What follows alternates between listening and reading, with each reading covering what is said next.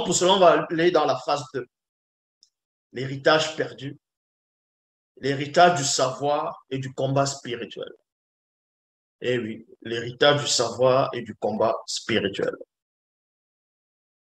On va aller dans 2 Rois, chapitre 3, verset 8.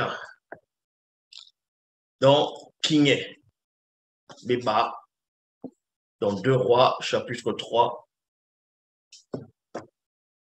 Dans 2 Rois, chapitre 3, verset 8. Qui va lire? Ouais, je suis.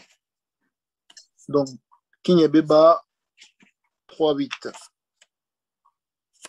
Quand ils eurent traversé, virgule, Bedi Asunga, 2 points.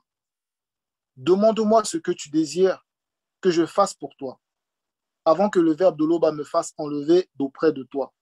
Sunga répondit, j'aimerais recevoir en héritage une double part du mundi, esprit prophétique qui est en toi. Qui est en toi. Ça veut dire que ça, c'est l'héritage spirituel. Donc, quand il dit il y a 3 sortes d'héritage. Il y a l'héritage physique, c'est les richesses, tout ce qu'on va trouver dans le sol, le diamant, le pétrole, le gaz, ainsi de suite.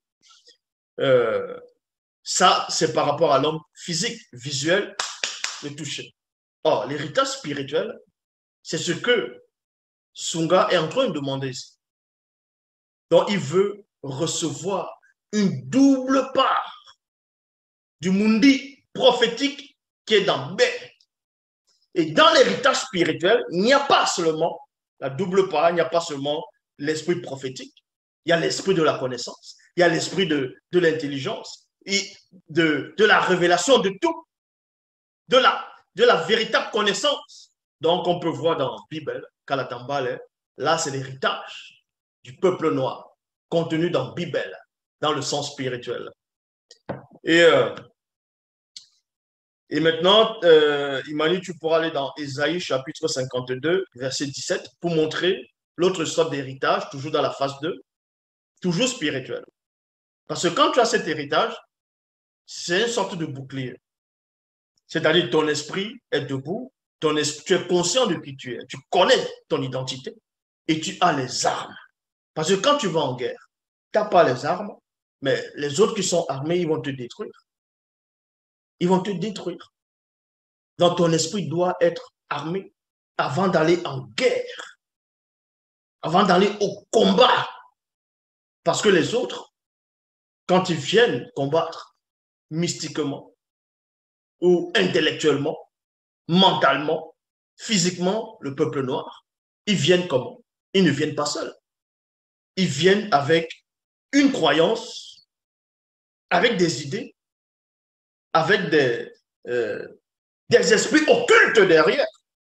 La preuve, quand on voit par rapport au symbole de la médecine, pour venir vacciner les gens en Afrique, pour venir parler de la pharmaceutique, ainsi de suite, on voit bien le symbole qui est derrière. On voit les esprits qui sont derrière, les entités qui sont derrière. Il y a beaucoup de sociétés maintenant, même ceux qui fabriquent les voitures, on va dire, il y a plusieurs sortes de voitures qui vont fabriquer, des voitures luxueuses, qui vont porter des tridents, qui vont représenter Poséidon. Les gens vont dire, waouh, ça c'est. Il y a même des garages qui vont faire, des garages qui vont porter le nom des faux, c'est-à-dire des divinités grecques. Donc vous voyez que tous, ils sont concertés, ces esprits, pour combattre l'homme noir. Mais pour cela, l'homme noir, avant de récupérer son héritage physique, c'est-à-dire de la terre, du continent bien-aimé, de pouvoir gérer lui-même ses gisements, il faudrait premièrement qu'il se libère spirituellement. On va dans Ésaïe chapitre 52, verset 17. Ésaïe 52, verset 17. Ésaïe, c'est Wanja. Oui. Verset 17. Toute arme occulte forgée spirituellement contre toi sera sans effet, point virgule, et toute parole contradictoire qui s'élèvera en justice contre toi, virgule, tu la condamneras.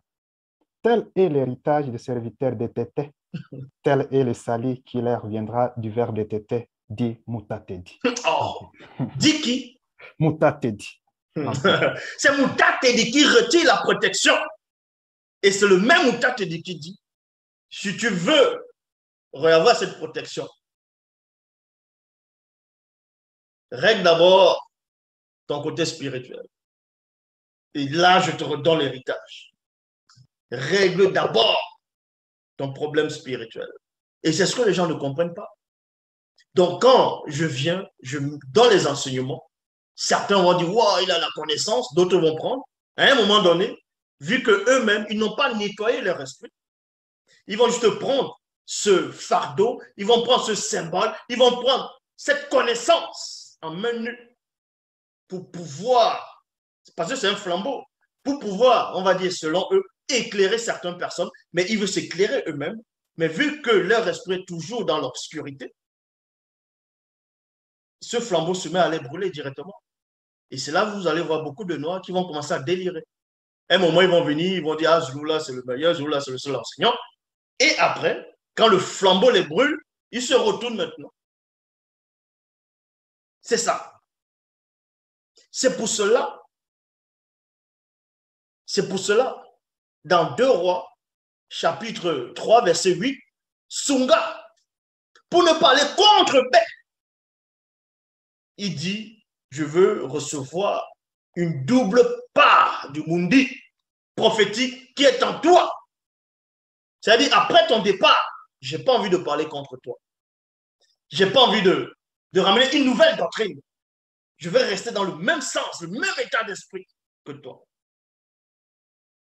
Et c'est ce qui a fait en sorte que Mouta Tedi retire sa protection parce qu'une grande partie du peuple noir n'a pas voulu rester dans le même état d'esprit des ancêtres, des patriarches.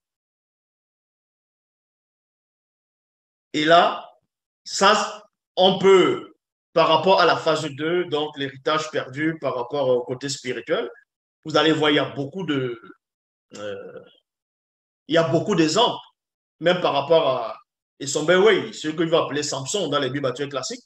À un moment, il perd sa force spirituelle, et là, il devient faible.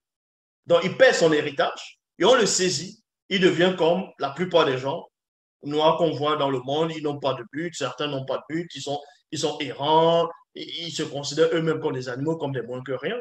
Mais sauf qu'en ce moment, quand Esombewe s'est retrouvé dans l'obscurité, heureusement qu'il avait assez nourri son âme et la conscience de son corps, où il est allé puiser là-bas encore pour.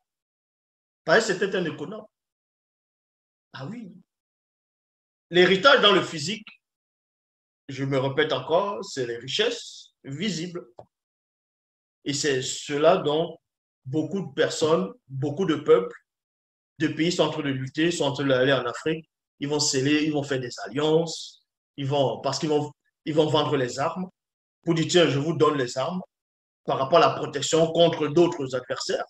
Or, si l'homme noir avait su garder sa spiritualité, il n'allait pas avoir besoin d'aide des autres peuples. Il n'avait pas besoin que d'autres peuples viennent lui donner des armes, viennent lui prêter de l'argent, viennent arranger les pays. Ils allaient fabriquer ça eux-mêmes parce que leur esprit est bloqué. Ils vont accepter les abominations comme le kémitisme, le vaudou. Ils vont dire que le vaudou, c'est africain, que le vaudou, c'est la religion africaine. Parce qu'ils ne connaissent pas. Parce que leurs ancêtres ont été séduits. Et eux, ils sont des pauvres arrivistes, certains. Ils sont nés dedans. Mais dans ce cas, si le vaudou est, on va dire, le vaudou est la base même de la spiritualité africaine, comme certains pensent, expliquez-moi ce qui se passe en Haïti. Qu'on m'explique ce qui se passe en Haïti actuellement. Certains vous diront, oui, mais ce qui arrive en Haïti, ça arrive aussi au Japon, ça arrive aussi aux États-Unis. Mais je vais comme expliquer quelque chose. Haïti est là. La République dominicaine, c'est la même terre. Pourquoi on n'entend pas qu'il y a des choses en République dominicaine, seulement dans la partie où il y a Haïti? Et là-bas, ils sont des vrais pratiquants du vaudou. Expliquez. C'est parce qu'il veut faire croire aux gens, en tout cas ceux qui s'adonnent dans cette pratique, que eux, ils sont des hommes noirs, les premiers à se libérer. Et parce qu'ils ont le vaudou, et voilà, tous les noirs doivent accepter cet état de choses. Et Moutate dit ne permet pas ça. Mais là, je ne veux pas trop entrer là-dedans.